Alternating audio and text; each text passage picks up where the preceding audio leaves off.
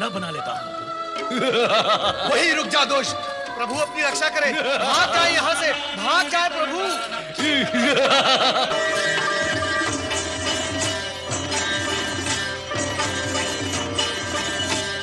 जय शिव शंकर, जय भोलेनाथ। चिता भस्म ले आई नंदी?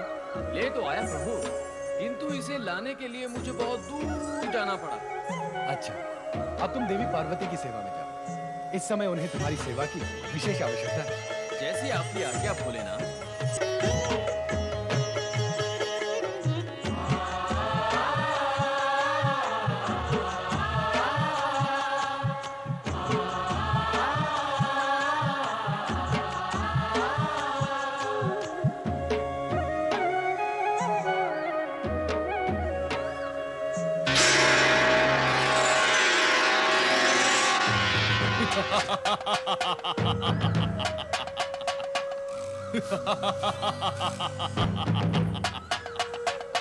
इस सेवक के लिए क्या आज्ञा है स्वामी परमेश्वर?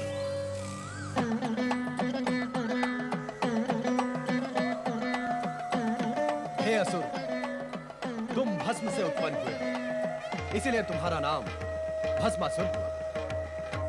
तुम हमारे लिए नित्य नवीन भस्म लाने के लिए उत्पन्न हुए। अवश्य स्वामी परमेश्वर, अवश्य। परंतु ये कार्य बहुत तुच्छ है। मुझे कोई बड़ा कार्य होता है। पहले तुम ये तुच्छ कार्य सफलतापूर्वक करो, फिर हम तुम्हें उच्च और बड़ा कार्य भी बताएंगे। जैसी आपकी आज्ञा होगी मैं वैसा ही करूंगा। हे परमेश्वर, आपने मेरा नाम भस्मासुर रखा है, मुझे असुर कहकर भी पुकारा है, तो क्या मैं असुर हूं? जब हमारे मुख से तुम्हारे लिए असुर शब्द निकला है, तो यह निश्चित है कि तुम असुर ही हो। यदि तुम देव, दानव, मानव अथवा शिवगण होते तो हम तुम्हें उसी नाम से पुकारते। अतः तुम स्वयं को असुर ही समझो। अब जाओ, हमारे लिए भस्म लेकर आओ। जो आज्ञा महादेव।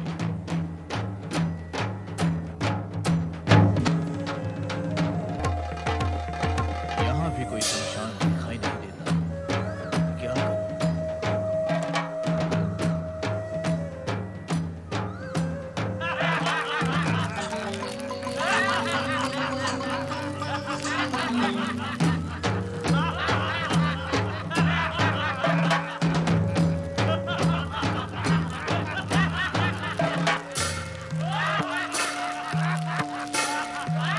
अरे सुनो, यहाँ आसपास कहीं कोई शमशान भूमि है? शमशान? वहां क्या करोगे? मुझे चिता भस्म चाहिए। चिता भस्म? कौन हो तुम? चिता भस्म क्यों चाहते हो? क्या करोगे चिता भस्म का? मैं भस्मासुर हूँ। मुझे मेरे स्वामी शिव के लिए चिता भस्म चाहिए, वही खोज रहा हूँ। तो तुम असुर हो? तो तुम हमारी जाति के हो? हाँ हाँ, जब मैं असुर हूँ, तुम असुर हो, तो मैं तुम्हारी जाति का हुआ ना। पर इससे किसी को क्या लाभ होगा? लाभ? कैसा लाभ? भैया भस्मासुर, हम हैं तो एक ही जाति के, किंतु इस समय हम घोर संकट में हैं। हमारी दशा अत्यंत शोचनीय है। कष्ट में जीवन बीत रहा है। कष्ट? क्यों है कष्ट? यज्ञ और हवन करने वालों की शक्तियाँ बढ़ रही है ना, तो धर्म की दिव्य शक्ति बढ़ने से हम उनके पास नहीं जा सकते, इसलिए हमारी असुर शक्ति घट रही है। देवताओं, ऋषि मुनियों और मानवों का धर्म और नीति के प्रति इतना अधिक लगाव हो गया है कि उनकी शक्ति के सामने हमारा छल, कपट, हिंसा, क्रोध सभी कुछ व्यर्थ हो गया है। इसीलिए हमें वनों में, गुफाओं में मुंह छिपा के रहना पड़ रहा है। हमें हमारा आहार भी प्राप्त नहीं हो रहा है। केवल वनस्पतियाँ खाकर समय पूरा कर रहे हैं। केवल वनस्पतियाँ खाकर हम कितने दिन जीवित रह सकते हैं? हम पशु तो है नहीं कि उसी पर आश्रित रहकर सारा जीवन व्यतीत कर ले। बस बस मेरे जाति बंधुओं, बस। इससे अधिक और दुख अब मैं नहीं सुन सकता। तो कोई उपाय करो हमें इस दुख से उबारने के लिए। कहो भाइयों, ये भस्मासुर तुम्हारे लिए क्या कर सकता है? शिव तो तुम्हारे स्वामी हैं। हाँ है। वे बड़े चमत्कारी देवता हैं। उनसे बड़ा चमत्कारी देवता अन्य कोई है ही नहीं। सारा जगत यही कहता है। देव, दानव, मानव सभी शक्ति को मानते हैं। तो फिर मुझे क्या करना होगा? तुम उनसे ऐसा कुछ वरदान मांग लो जिससे मानव जाति और देवगण में भय फैल जाए। उससे क्या होगा? उससे तुम अजय हो जाओगे और हम निर्भय हो जाएंगे। मैं अजय हो जाऊंगा और तुम निर्भय हो जाओगे। पर कैसे? अपने स्वामी शिव का वरदान पाकर। और कैसे? वरदान पाते ही तुम अजय और शक्तिशाली हो जाओगे। फिर हम सब मिलकर तुम्हें अपना असुर सम्राट बना लेंगे। और हम तुम्हारे सैनिक बन जाएंगे। तुम मेरे सैनिक और मैं तुम्हारा सम्राट, अजय सम्राट बनूंगा, अवश्य बनूंगा। मैं असुरों का सम्राट अवश्य बनूंगा। किंतु तब बन सकोगे जब अपने चमत्कारी देव स्वामी शिव से वरदान प्राप्त कर लोगे। हाँ, तभी बन सकोगे सम्राट। वो भी प्राप्त कर लूंगा। मैं अपने परमेश्वर शिव से वरदान अवश्य प्राप्त करूंगा। क्यों? स्वामी परमेश्वर, इस जगत में मनुष्य व असुरों की आयु बढ़ती जा रही है, बढ़ती ही जा रही है। मैं चारों दिशाओं में ढूंढ ढूंढ कर थक गया, परंतु मुझे कहीं भी कोई नई चिता नहीं मिली जहां से मैं भस्म प्राप्त कर सकूं। सारे शमशान सूने पड़े। लगता है मृत्यु अपना कार्य नहीं कर रही, इसीलिए प्राणियों ने भी मरना बंद कर दिया है। अब चिंता तो यह है परमेश्वर कि मैं आपकी आज्ञा का पालन कैसे करूं। जितने जन्म होते हैं उतने ही मरण भी होते हैं। जन्म मरण प्रकृति का अटूट नियम है, इसलिए तुम्हें चिंता करने की आवश्यकता नहीं है। ढूंढने पर कहीं न कहीं तुम्हें चिता भस्म अवश्य मिल जाएगी। मैं सारे जगत का चक्कर लगाकर लौटा हूं स्वामी परमेश्वर। भविष्य में भी कोई चिता जलने या उसकी भस्म मिलने की कोई संभावना नहीं है। यदि आप मेरी एक प्रार्थना स्वीकार करें तो भस्म मिलने का उपाय हो सकता है। कैसी प्रार्थना? आप मुझे वरदान दें कि मैं जिस किसी के भी सर पर हाथ रख दूं वो भस्म हो जाए। इससे क्या होगा भस्मासुर? एक तो इससे भस्म की प्राप्ति होगी परमेश्वर, दूसरे वे वृद्ध जो व्यर्थ ही इस धरती पर खार है, मृत्यु को प्राप्त नहीं हो रहे, वे वृद्धावस्था की पीड़ा से मुक्त हो जाए। मुझे वरदान दीजिए परमेश्वर। तथास्तु। अब तुम जिस प्राणी के सर पर हाथ रख दोगे वो भस्म का ढेर हो जाएगा, परंतु ध्यान रहे मृत्यु के समीप पहुंचे और वृद्धावस्था के कष्टों से मुक्त करने के लिए ही तुम प्राणियों पर इसका उपयोग करोगे। निर्दोष प्राणियों पर इसका उपयोग नहीं करना। कदापि नहीं परमेश्वर, कदापि नहीं। आप तो आशुतोष हैं, सभी की आशा को संतुष्ट करते हैं। मुझे तो आशा भी नहीं थी कि आप मेरी प्रार्थना को सुनकर इतने शीघ्र वरदान भी दे देंगे। अब मैं कैलाश पर्वत पर चिता भस्म का ढेर लगा दूंगा। आपकी जय हो परमेश्वर। प्राणियों पर अत्याचार करते हैं। भस्मासुर भी इतना बड़ा वरदान पाकर वैसा ही करेगा। चिंता न करो देवी, भस्मासुर हमारा सेवक है, वो हमारे आज्ञा का उल्लंघन नहीं करेगा। सेवक होने के साथ साथ वो असुर भी तो है स्वामी। और असुर आज्ञा ही क्या, धर्म, नीति, न्याय, मर्यादा सभी का उल्लंघन कर देते हैं। भस्मासुर को इतना बड़ा वरदान देकर आपने अच्छा नहीं किया स्वामी। हमें विश्वास था कि तुम वरदान लेकर ही लौटोगे। असुर सम्राट भस्मासुर की जय। आपको करना है वो क्या है? हाँ, मुझे वरदान का प्रयोग करना है ताकि मुझे ये विश्वास हो सके कि स्वामी परमेश्वर ने जो वरदान मुझे दिया है उसमें शक्ति है। मैं जिस किसी के भी सर पर हाथ रखूंगा वो भस्म हो जाएगा।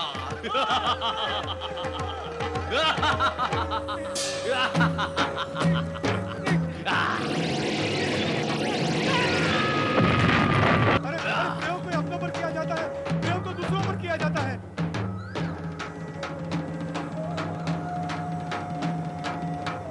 प्रयोग दूसरों पर किए जाते हैं। और नहीं तो क्या, तुम असुर होकर अपने ही असुर भाइयों का भस्म कर रहे हो।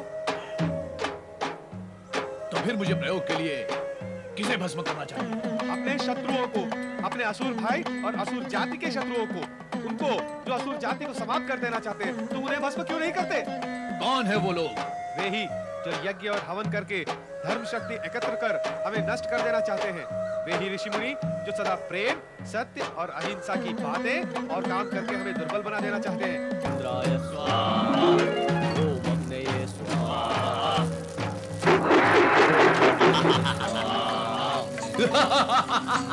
कौन हो तुम? अभी पता चल जाएगा कौन हूं मैं।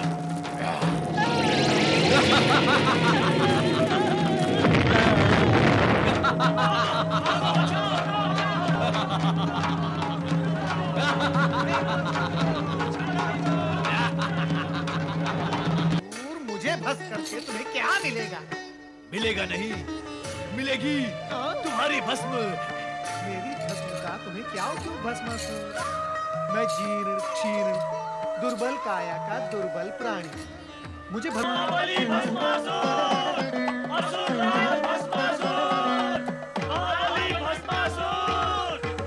पधारे महाबली, भले पधारे भस्मासुर। हमारी व्यथा सुनो असुर राज, हमारी व्यथा सुनो।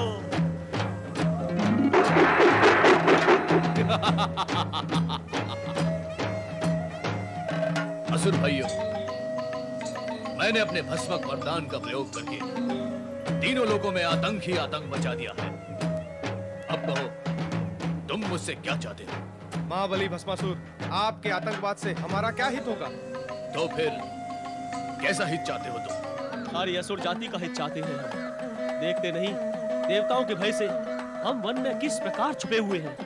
असुर सम्राट भस्मासुर की जय! असुर सम्राट भस्मासुर की जय! फिर बताओ, कौन है वो हमारा शत्रु राजा? राजा धर्मसेन। वो ब्रह्मा विष्णु का भक्त और बड़ा धर्मात्मा है। धर्मात्मा? मैं उसका धन और उसकी आत्मा दोनों को ही समाप्त कर दूंगा। रक्षा करे भोलेनाथ, रक्षा करे। क्या हुआ नारद, इतने व्यग्र क्यों हो रहे हो? ये सब आप ही की कृपा का दुष्परिणाम है भोलेनाथ। तो क्या अब हमारी कृपा से दुष्परिणाम भी होते हैं? अवश्य होते हैं, हुए हैं और हो रहे हैं भोलेनाथ। अयोग्य और दुष्ट प्राणी को यदि ऐसे पद, अधिकार और सुविधाएं दी जाएं जिसके वो योग्य ही नहीं है, तो क्या वो उसका दुरुपयोग नहीं करेगा भोलेनाथ? और फिर उसके दुष्परिणाम नहीं होंगे?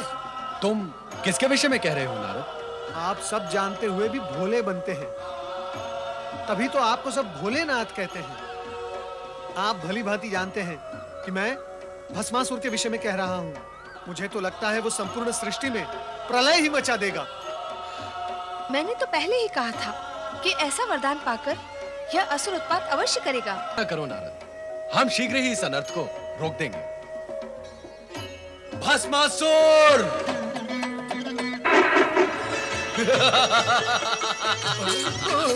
हे शिव शंकर, आपके दिए हुए वरदान का प्रयोग करके अत्यंत सुख की प्राप्ति हो रही है।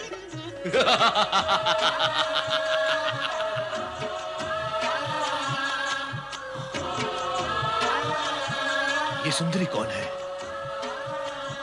मुझे इस प्रकार क्रोध से ना देखो सुंदरी।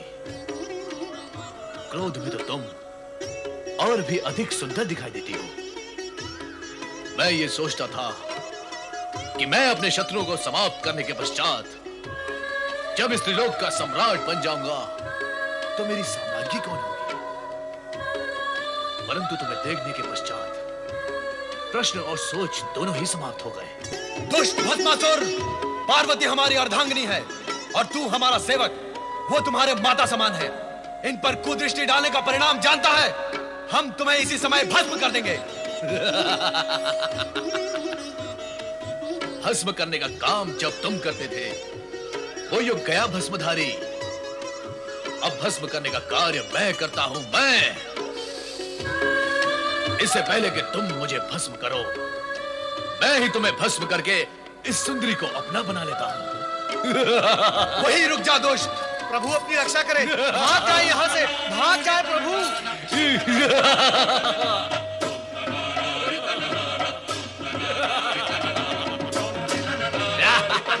रक्षा करें प्रभु, श्री हरि प्रभु हमारी रक्षा करें।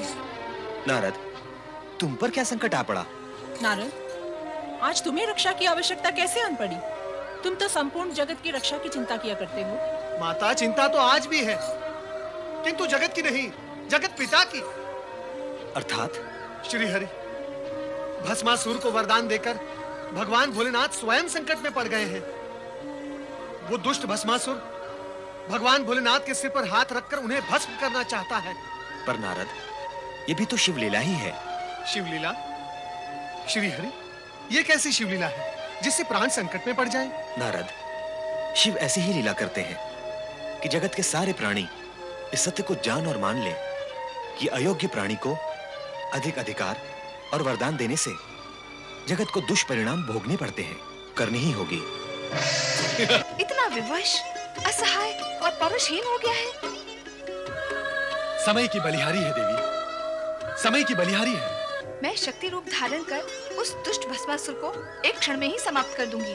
तुम यदि ऐसा कर दोगी तो हमारे वरदान का क्या होगा जो हमने भस्मासुर को दिया है कि उसे कोई भी नहीं मार सकेगा।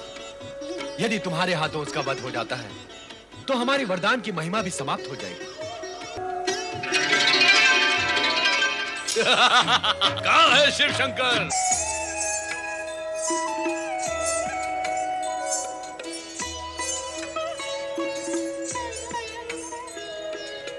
इधर देखो वरदायिनी भस्मासुर। अंतर्दृष्टि से देखोगे तो मैं तुम्हें पार्वती से नहीं है, मुझे अपनी महारानी बनाकर जगत का सर्वोत्तम सुख भोगो भस्मासुर। मुझसे विवाह करके भस्म करने के इस झंझट से सदा के लिए मुक्त हो जाओ। तुम तो अनुपम सुंदरी हो, मैं तुमसे अवश्य विवाह करूंगा। चलो विवाह करें।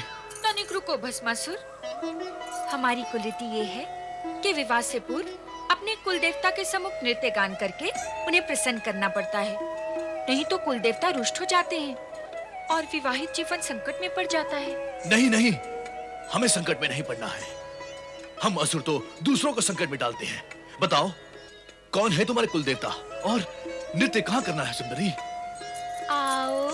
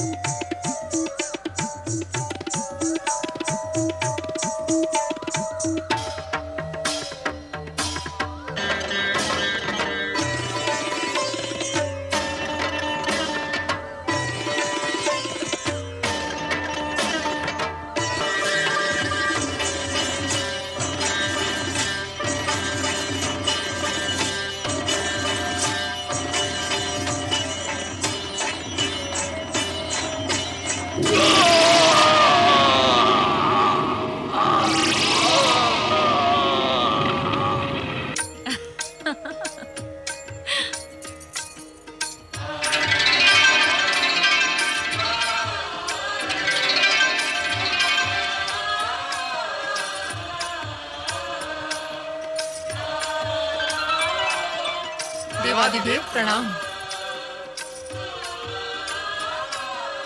श्री हरि विष्णु, आपने हमारी भूल का परिमार्जन कर दिया। भूल? कैसी भूल महेश्वर? यदि आप भूल करने लगेंगे तो साधारण प्राणी की क्या गति होगी? और वैसे भी मैंने तो आप ही की इच्छा अनुसार अपने कर्तव्य का पालन ही किया है।